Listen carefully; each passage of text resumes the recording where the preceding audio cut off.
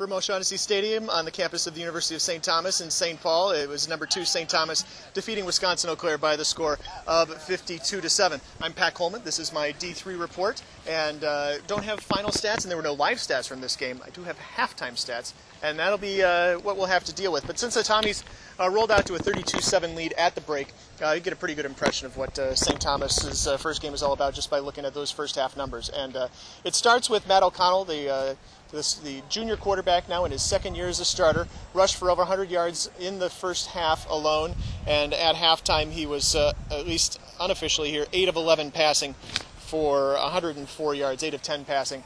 It was a day in which St. Thomas had some pretty good success on offense. Remember what the Tommies were replacing this year primarily on offense is their offensive line. They had 4 senior starters on that unit last year, and they looked pretty good here in the early going against Wisconsin-Eau Claire. Couple key drives in the second quarter. Especially there were 3 possessions in the second quarter where St. Thomas started on the Wisconsin-Eau Claire side of the 50-yard line. Eau Claire had some struggles in the punting game all afternoon, and the Tommies took advantage to rolling up that 32-7 halftime lead. One was a 42-yard run by Matt O'Connell, which set up a 9-yard touchdown pass to Matt Allen, the tight end. The throwback to him made it 22-7. Later, Paul Gropner with a 42-yard field goal, who drilled that through with 53 seconds left in the first half to give it the halftime margin. Gropner's a guy who might have struggled a little bit from 40 last year, began to find his legs a little bit later in the season.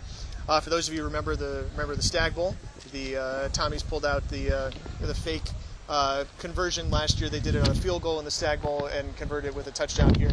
They instead faked the extra point on the second touchdown of the afternoon, and it was Charlie Dowdle who took it to the end zone for the 2-point conversion and made it an early 15-0 lead. On the defensive side, Eau Claire really had struggles moving the ball for most of the game, and not helped by the fact that Joel Sweeney had a little bit of struggle here in the heat. He missed. He came out of the game early and did not return. Probably, we assume, heat-related illness symptoms. While he was in the first half, 8 carries for 52 yards. And actually, having seen him against St. Thomas before and having seen him against Wisconsin-Whitewater before, 2 teams, of course, which are huge run stoppers, Sweeney looked pretty good in his limited action. So St. Thomas improves to 1-0. Eau Claire falls to 0-1. There was some discussion here and some oohs and ahs in the stadium when Mount Union trailed Franklin early or late in the fourth quarter.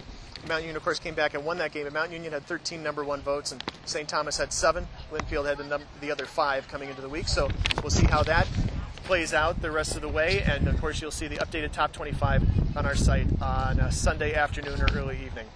That's my D3 report, and I hope to see it on D3football.com.